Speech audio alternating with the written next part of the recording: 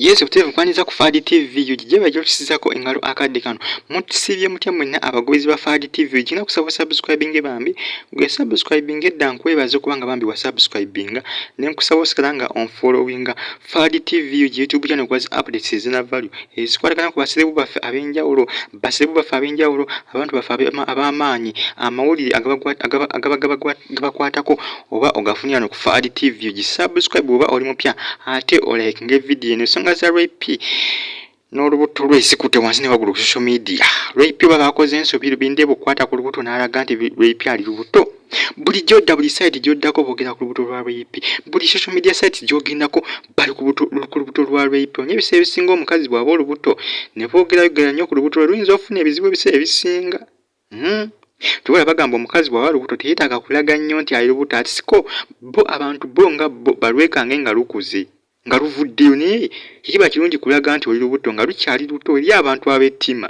Kati ku social media bulijjo dda bagamba rape ali lubuto leero baba katulinnye ku mimwa. Buli muntu gw'osanga byaliko rape ne Bindeeba bakoze ensobi nze bwe ndaba bakoze ensobi okulaga nti rape ali lubuto. Bindeeba yakoze ensobi okwekubisa ekifaananyi ng'akutte ku lubuto lwa rape. Kuba kati akantu ako ke yakoze kaalaze bannayuganda nti rape ali lubuto.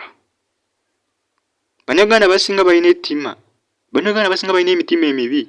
Olaba bali baagaliza rape ne Bindeeba kubanga bawukana. Katolooza oli kimuganda genda kubaako kyakola olubuto lwa rape luveemu. Bannayuganda emitima gye balina gya nsolo. Bannayuganda emitima gye balina gya mpologoma. Bannayuganda emitima gye balina mibi. Eri bannayuganda basinga ng'emitima balina mivundu. Era kati rape mukazi batwalina okubeera nnyo stand by. Asabe kati olubuto bw'aba luyina lutambule malembe. Bitambule kiriya byonna. Bakoze ensobi okulaga nti ali lubuto.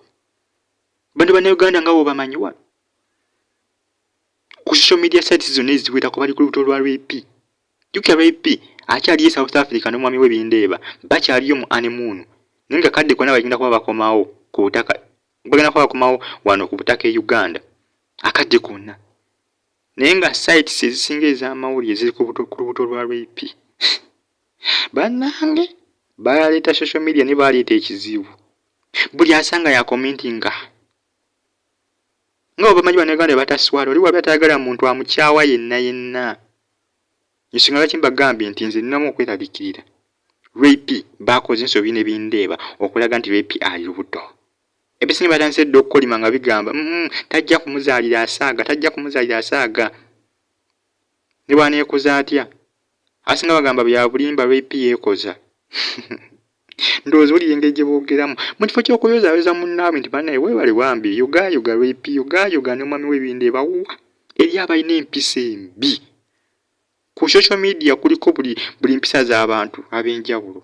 Eri abantu balamu, eri abakkakkamu, eri abalina empisa ennungi, eri abalina empisa ennungirungimu, eri abalina empisa ennungi, eri abalina empisa embi, eri abalina empisa embimbimu, eri abalina empisa embi, eri abalina empisa embi ddala, eri abalina empisa envundu.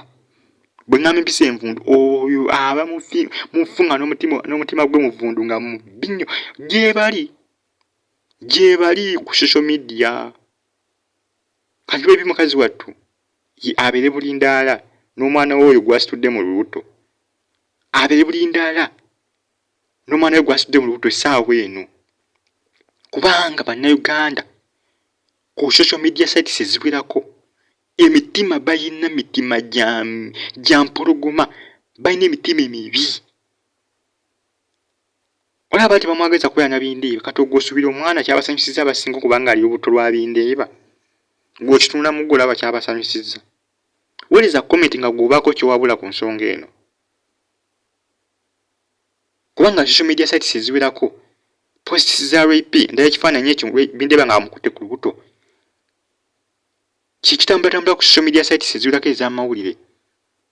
Buli omu kyasanga kya commentingako. Buli omu kyasanga kyayogera ku lubuto lwa rape. Buli omu kyayogera kya commentinga. Buli omu endowooza gy'asanga gyawa. Buli omu awa endowooza ye ku post. Buli omu kyasanze kyayogera. Buli omu bannange rape beera bulindaala, beera stand by, beera steady, beera always steady. Kubanga olubuto lwolwo luyinza okubaako ekizibu kye lutuukako.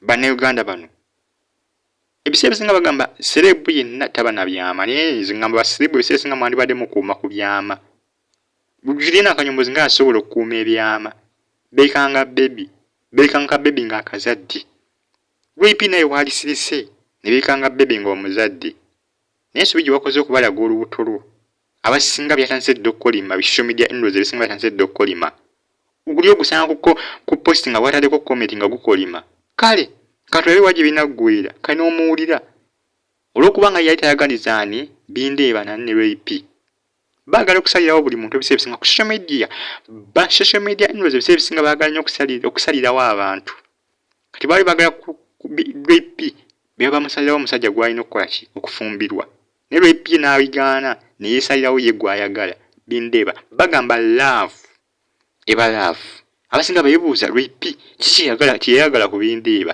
alina kyeyamwagalako kati guyinza okulirawo n'ekibuuza nti kiki kyeyamwagalako ye nga ye Wepi alina kyeyamwagalako ayi kyatajja kugamba ne bw'onaaba ofuute kati gw'olina kugamba nti esimumwagaliza naye nga ye gwe yeyagalira kusalawo kwe muntu mukulu musubscribing Fadi TV likinga commentinga mwera